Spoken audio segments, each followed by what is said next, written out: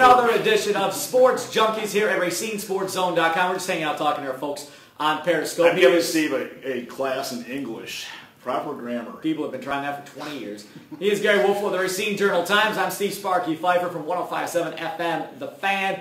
Those of you joining us on Periscope, thanks for tuning us in. Those of you watching at RacineSportsZone.com right now after we've done this, thanks again for tuning in. Time now to turn our attention to the Southern Lakes Conference. A couple of the teams we talked about in the southeastern portion. Waterford, obviously, they drill Case 34-7. Next up for Waterford, home against Wilmot. That will be a good game.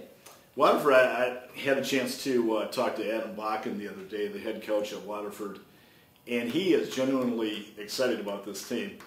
Bakken? Yeah, for Waterford. Bakken's excited? Yeah, exactly. I want to see what he looks like excited. Yeah, exactly. Like happy? Like, so if he's excited about this team must be pretty darn good. You know, Bakken's like Lou Holtz. He's never excited about much of anything. No, he just goes about his business. You know, he's married now, so. Is he? Yes, he is. Congratulations, Coach Bakken. But anyways.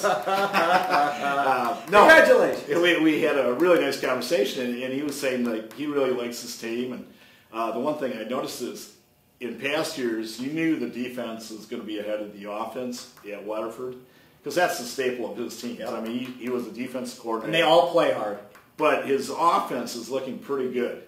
And if you get that combination, I mean, you don't have to be a neurosurgeon to figure out, hey, that's going to be a pretty good team. The great thing about Waterford is, like a lot of high school teams in this part of the state, you know they're going to run, you know they're not going to throw it all that well, and you still can't stop them running the football. And then defensively, you know what they're going to do, but they do it so well and they execute so well that even then you have no problem scoring the football. Well, yeah, you know, in the last segment we were talking about discipline or lack of discipline. Waterford teams are disciplined. Yes. And that's a reflection of the coach. Yep. They don't make a lot of stupid mistakes. They don't make a lot of penalties, and that's why they're good. Yeah, no question about it. The other team, Burlington, they beat Horlick 39-24. Cal Tully. I mean, from one great quarterback, it appears, to another. 151 yards, 4 touchdowns, a passer rating of 114.7, plus he ran the ball 12 times for 51 yards and a touchdown. Did I tell you Steve Tenhagen used to catch passes from Tony Romo? Yes. Like every time we talk about Burlington, actually. No. Cal Tully, though, that's a name to remember. He's played well for Burlington early in 2 games. He's played better than well. He's been exceptional. He must have, like, what, 9 touchdowns already this year? He's rolling. I think he had 4 or 5 in the last game. And the beautiful thing about Tully is that he's a dual threat. You know, he can throw the ball, he can run the ball. But isn't that going to be a prerequisite of this offense now? Because it's the same thing with the previous quarterback. It's the same thing.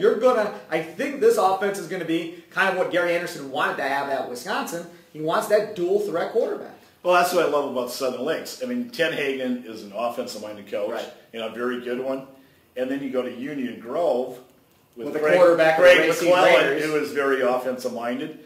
The Southern Lakes Conference is the conference to watch this year, in my mind. I think it's just a very, very exciting and well-coached team. Now, next up for Burlington, they go to Lake Geneva Badger, who lost to Bradford last week. Union Grove? Burlington goes to Badger. Oh, okay. And Badger loses to Bradford last week. That game went to overtime. Bradford scores first, kicks the extra point. Badger scores, decides to go for 2 in the win, and gets stuffed at the goal line on a run.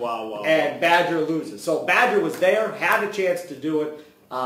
And Matt Hensler went for it, and they couldn't convert. So Badger and Burlington. Well, the game we're already looking forward to is Waterford and Burlington.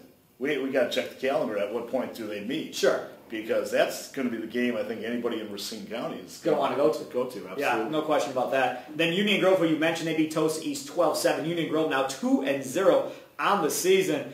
Union Grove, get this, held Tosa East to -12 yards of rushing.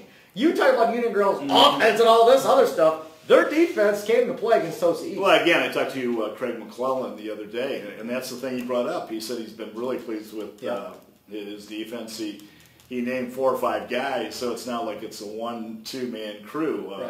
Apparently they're playing very well as a unit. And I'll tell you what, it's an exciting conference. I like watching those teams. I love the Southern Lakes Conference. I agree with you. So Union Grove 2-0. Now they take on Westosha Central.